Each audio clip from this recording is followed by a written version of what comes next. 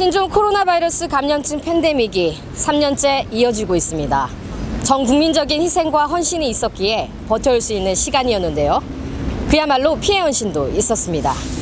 코로나 초기 완치자들의 혈장 공여 덕분에 최근 코로나19 국내 1호 백신이 개발됐는데요. 당시 사회 정치적인 온갖 비난의 화살을 견디면서도 묵묵히 혈장 공여에 참여한 사람들입니다.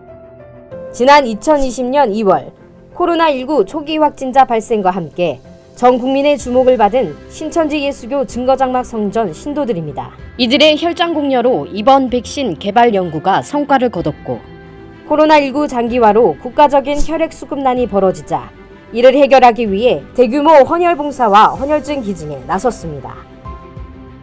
국산 코로나 예방 백신 1호 개발에는 코로나19 완치자들이 공여한 혈장이 지대한 영향을 끼친 것으로 알려졌습니다. 이 실험이 정말 이게 백신으로서 효능이 있느냐 없느냐는 고혈장이 없었으면 할 수가 없었던 거죠.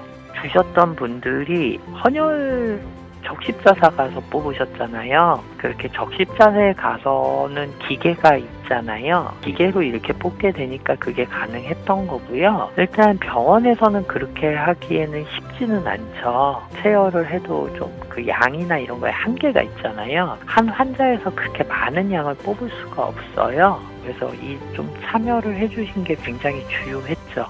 백신 개발에 사용된 혈장은 지난 2020년 신천지 대구교회 신도들에 의해 공여된 것입니다. 공여된 혈장은 코로나19 치료제 개발과 변이 바이러스 연구에 사용돼 왔고 이 과정에서 백신 임상 실험에 사용됐습니다. 또 국내 혈액 수급 위기 상황에서도 신천지 신도들은 큰 역할을 했는데요.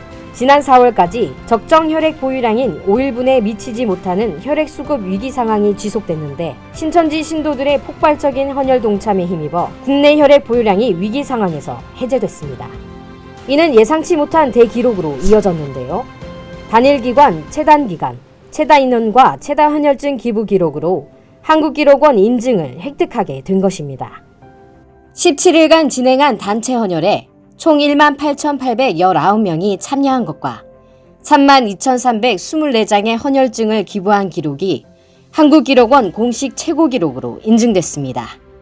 신천지 성도로서 코로나 이후에 정말 많은 핍박도 받고 정말 좀 이렇게 안 좋은 인식도 있었지만 그 와중에서도 우리 총회장님께서 세상에 빛이 되라고 하셨고 함께 나눌 수 있으면 나누라고 하셨던 그 말씀을 토대로 해서 또 피가 생명이다 보니까 특히 이제 우리 대구교회 성도님들이 코로나 확진 이후에 완치되시고 난 이후에 이렇게 혈장 공유하시는 모습을 보면서 저도 좀 가슴 뭉클한 것도 있었고 솔직히 좀 얘기 들어보니까 혈장 공유한다는 것 자체가 정말 어렵고 쉽지 않았다고 얘기 들었습니다. 물론 저도 솔직히 그렇게 많이 하실 거라고 생각도 못했습니다.